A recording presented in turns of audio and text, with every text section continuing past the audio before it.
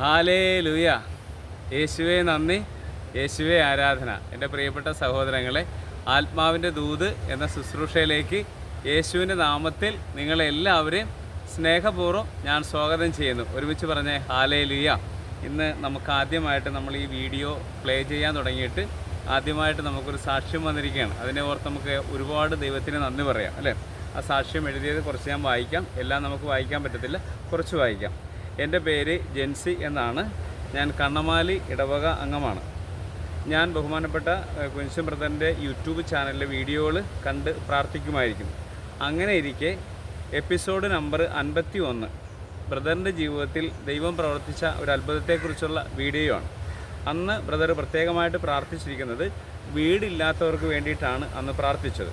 അപ്പോൾ ഞാൻ ആ എപ്പിസോഡ് കാണുകയും അതിൽ ബ്രദർ പറഞ്ഞതനുസരിച്ച് ഞാൻ ഒരു വീടിന് വേണ്ടി പ്രാർത്ഥിക്കുകയും ചെയ്തു.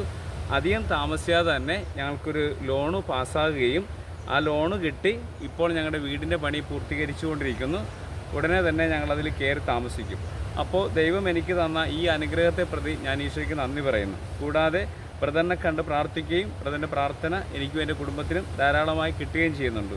ഈ വീഡിയോ കണ്ട് പ്രാർത്ഥിക്കുന്ന നിങ്ങൾക്കും ഇതുപോലെ ആ നിയോഗം വെച്ച് പ്രാർത്ഥിക്കാൻ ദൈവം നിങ്ങളെ എല്ലാവരും അനുഗ്രഹിക്കട്ടെ എന്ന് വിശ്വാസത്തോടെ ദൈവത്തിന് നന്ദി പറഞ്ഞുകൊണ്ട്, പേര് ജെൻസി. നമുക്ക് ഈ മകളെ ഓർത്ത് ഈശോയ്ക്ക് നന്ദി പറയാം, അല്ലേ? ഒന്ന് ആലോചിച്ച് നോക്കിയേ.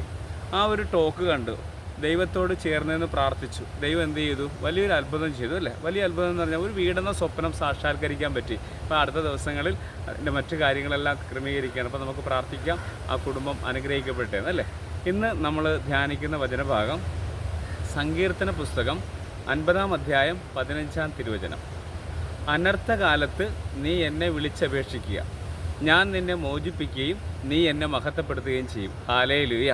എന്തുകൊണ്ടാണ് ഇന്ന് ഈ വചനം കണ്ടെത്തിയെന്ന് ആലോചിച്ച് നോക്കിയാൽ, ഇന്ന് ആത്മാവ് എനിക്കൊരു പ്രേരണ തന്ന ഈ കുട്ടിയുടെ ഈ സാക്ഷി കേട്ടപ്പോൾ, അവളുടെ ഒരു അനർത്ഥ സമയത്ത് അവൾ ആ ടോക്ക് കണ്ട് പ്രാർത്ഥിക്കുകയും ദൈവം അവളോട് കൽപ്പിച്ചതനുസരിച്ച്, അല്ലെങ്കിൽ ആ ടോക്കിലൂടെ കേട്ട കാര്യങ്ങളനുസരിച്ച് അവൾ പ്രാർത്ഥിക്കുകയും ചെയ്തപ്പോൾ അവളുടെ കുടുംബത്തിൽ ദൈവം വലിയൊരു അത്ഭുതം പ്രവർത്തിച്ചു, അല്ലേ?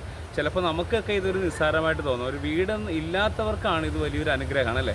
എൻ്റെ ജീവിതത്തിൽ ഞാൻ ഒരുപാട് കാര്യങ്ങൾ കണ്ടതാണ്. അപ്പോൾ അതുകൊണ്ട് തന്നെ എൻ്റെ പ്രിയപ്പെട്ട സഹോദരങ്ങളെ, ഇങ്ങനെയുള്ള ചെറിയ കാര്യങ്ങളിൽ പോലും ദൈവം ഇടപെടുമ്പോൾ അത് വലുതായിട്ട് കണ്ട് പ്രാർത്ഥിക്കുവാനും അങ്ങനെ കൂടുതൽ ദൈവത്തെ മഹത്വപ്പെടുത്തുവാനും നിങ്ങൾക്ക് എല്ലാവർക്കും ഇടയാകട്ടെ.